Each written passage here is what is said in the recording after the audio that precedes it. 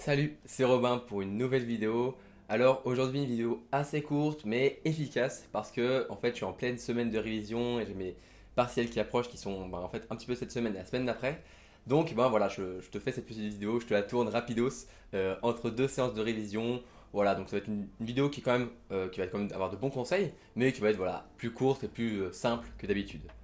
Parce que aujourd'hui, du coup, j'aimerais revenir sur un sujet qui m'a plutôt touché quand en fait je savais pas trop comment faire pour être plus productif, pour être plus motivé pour travailler. J'aimerais parler en fait des objectifs. Les objectifs, c'est des objectifs que tu te fixes, tu es motivé, tu te fixes des objectifs, mais moi j'ai un gros problème et je trouve que ça touche beaucoup de monde, c'est tu te fixes un objectif. Tu es motivé, tu as envie de tout donner pour y arriver, sauf qu'au bien au bout d'une semaine, tu as déjà commencé à être démotivé, à plus trop avoir envie de faire cet objectif et au final, tu ne fais rien.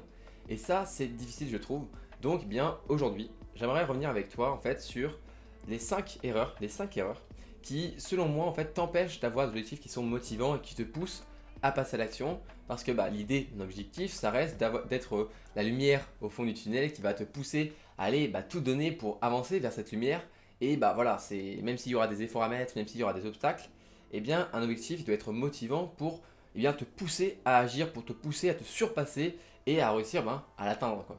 Alors que si tu fais les erreurs que j'ai faites, et donc que j'aimerais te donner dans cet épisode, eh bien tu risques malheureusement de ne pas avoir cette motivation sur le long terme. Et c'est ça qu'on cherche. On cherche à avoir des objectifs qui sont motivants, mais pas que au début quand tu as toute la motivation parce que tu viens de te fixer cet objectif, mais sur le long terme.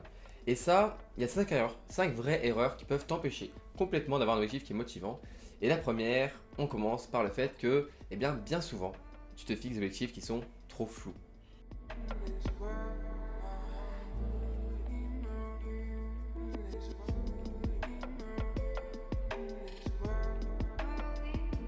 Alors la première erreur, ça va être de te fixer des objectifs qui sont trop vagues. Trop vagues dans le sens où c'est pas très clair, pas très précis, c'est voilà, c'est un petit peu c'est un objectif très général. Par exemple, moi, il y a un objectif qui était revenu au début quand j'avais dû arrêter le sport en collectif et le sport quand il y a eu les confinements. Je m'étais fixé du coup l'objectif de me mettre au sport chez moi. Mais se mettre au sport, c'est un objectif qui, c'est très bien, c'est un vrai objectif. Mais tout le monde sait que c'est bien de se mettre au sport, que c'est important pour notre santé physique et mentale, de se mettre et de faire une activité physique régulièrement.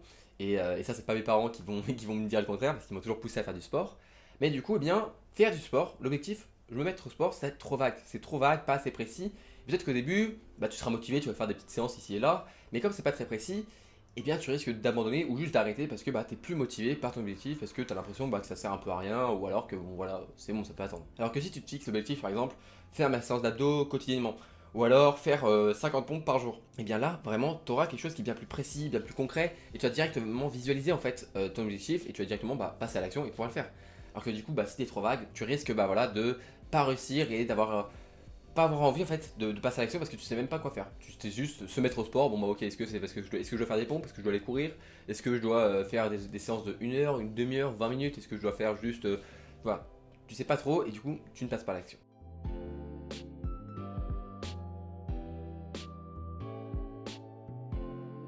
La deuxième erreur, ça va être de ne pas mesurer ton progrès. Parce que oui, ce qui est important, c'est que oui, au début, il faut que ton objectif soit pas trop vague pour te pousser à passer à l'action. Mais si en fait ton objectif, malheureusement, sur le long terme, tu ne mesures pas ton progrès, tu risques d'avoir l'impression de stagner ou de ne pas progresser. Et ça, c'est un coup pour le moral. C'est un coup pour le moral parce que si tu ne progresses pas et que pourtant tu te donnes à fond, tu fais des efforts, tu surpasses les obstacles, mais tu n'as pas l'impression de progresser, au fur et à mesure, tous ces obstacles ils vont casser un petit peu ta motivation jusqu'à que tu n'aies plus la motive pour continuer. Alors que si tu prends le temps de vraiment mesurer ton progrès, comme une marche que tu montes à chaque fois un peu plus, et que tu sais qu'il y a plein de marches à monter, mais quand même tu vois chacune des étapes que tu franchis, chacune de ces étapes franchies vont, elles vont t'aider à te remotiver, parce que tu vas dire, ok, j'ai franchi cette étape-là, maintenant il faut que j'arrive ici, et encore, et encore, et encore, et au final, en voyant ta progression, tu pourras vraiment te motiver. Alors que si tu fais l'erreur de ne pas mesurer ta progression. Par exemple, tu fais un régime mais tu ne mesures pas chaque jour les kilos que tu vas la perdre, le fait que ton corps peut-être s'affine ou des choses comme ça, tu risques de perdre en motivation parce que peut-être que tu auras l'impression de ne pas avoir progressé. Alors que si tu avais pris le temps de regarder chaque jour combien de kilos tu as perdu ou voilà,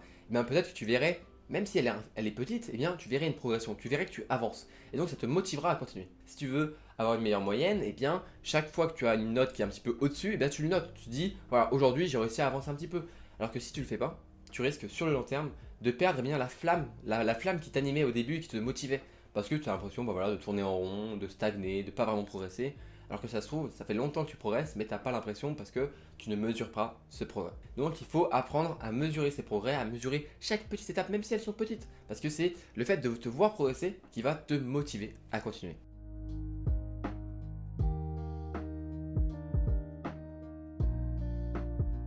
Erreur numéro 3 et sûrement la plus banale, mais aussi celle qui peut carrément en fait, t'empêcher juste d'être motivé, c'est être trop ambitieux. Si tu as un objectif qui est bah, monter le mont Everest alors que tu n'as jamais fait de randonnée de ta vie, ça risque d'être compliqué, ça risque d'être très démotivant parce que tu vas te dire ouais, ça va être impossible. Si tu es trop ambitieux, si imaginons tu es je sais pas, moi, à 8 de moyenne et que tu vises ok il faut que je sois majorant de promo, ça risque d'être difficile parce que ben, tant que tu n'auras pas atteint cet objectif, tu seras toujours malheureux, tu seras en mode j'ai toujours pas atteint mon objectif. Et comme cet objectif il est très très loin, il est très difficile, eh bien tu risques de jamais être bah, fier de toi, tu risques d'être frustré, de te sentir un petit peu coupable de ne pas réussir, alors que c'est juste qu'au départ, bah, tu as juste été trop ambitieux. Et c'est grave, mais c'est pas grave de ne pas être ambitieux. Tu peux être un petit peu ambitieux, mais il faut pas être trop. Si tu veux, eh bien, je sais pas moi, un jour monter le mont Everest, eh bien aujourd'hui, dis-toi que tu vas faire la randonnée, je sais pas moi, du Mont Blanc, et après tu verras pour l'Everest plus tard. Mais déjà, fixe-toi un objectif qui est pas trop ambitieux, parce que si tu te fixes un objectif qui est trop ambitieux, tu risques juste d'arriver, de dire putain mais c'est impossible en fait, tu vas voir la montagne de boulot tu vas devoir faire, et tu risques du coup de ne pas passer à l'action. Encore une fois, un objectif, il doit t'aider à passer à l'action. Il ne doit pas t'empêcher et t'enfermer dans une sorte de prison à se dire ah non mais je vais jamais y arriver. Alors que si bah, malheureusement tu fais ce choix-là de prendre quelque chose de trop ambitieux, tu risques toi-même de t'enfermer dans une prison à te dire j'arriverai jamais, c'est pas possible, regarde, c'est impossible. Alors que si tu te fixes un objectif qui est un petit peu plus petit, là il va être motivant parce qu'il sera un petit peu ambitieux, mais ce qu'il faut pour être réalisable, et c'est ça qui est important.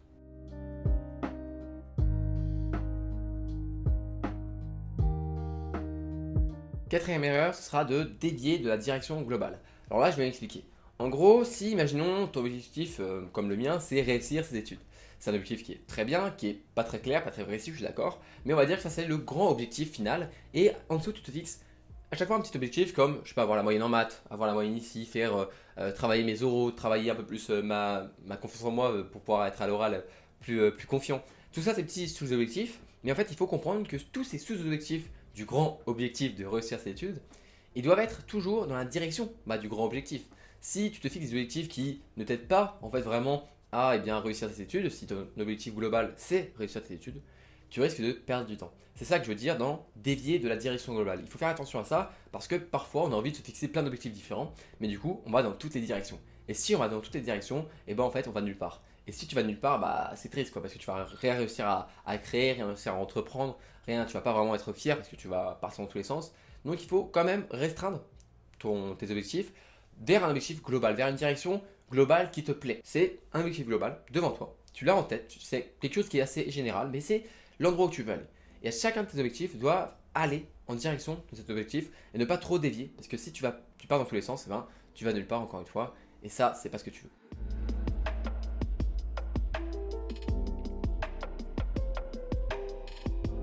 Et finalement, la cinquième erreur, la pire, peut-être pas la pire erreur, mais celle qui va te faire procrastiner, eh bien, c'est le fait de ne pas te fixer de deadline. Si tu te fixes une date limite en mode dans une semaine ou un mois, il faut que j'ai fini de faire cet objectif, il faut que j'ai accompli ce que je voulais accomplir, eh bien, si tu ne fais pas ça, si tu ne fais cette erreur de te dire ouais, il faut que je me mette au sport, juste objectif, se mettre au sport. Déjà, pas très clair, pas très précis.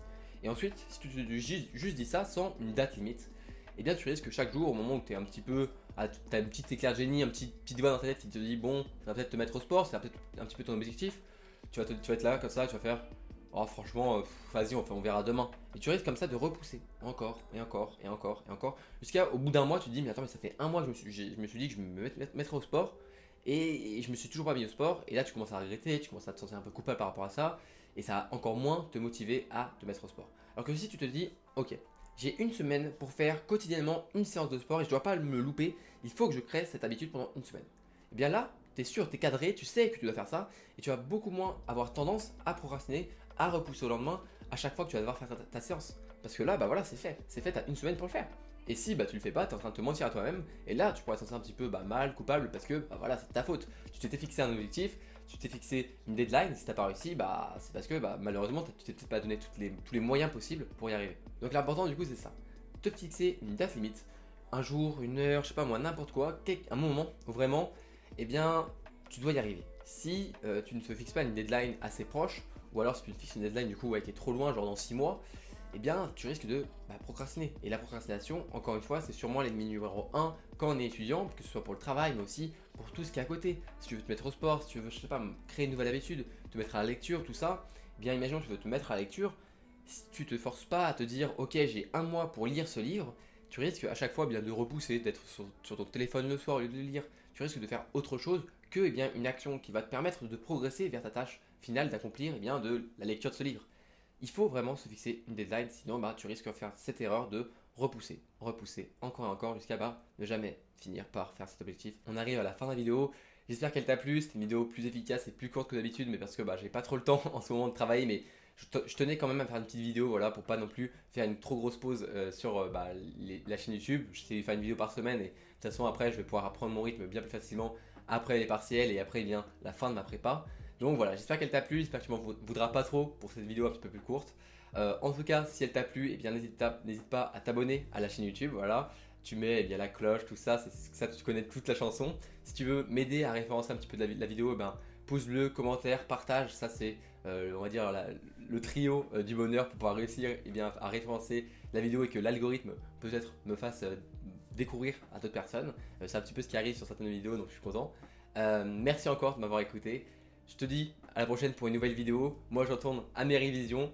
Bon courage pour tes révisions, bon courage à toi si tu as des examens. Prends soin de toi, prends soin de tes proches et à la prochaine.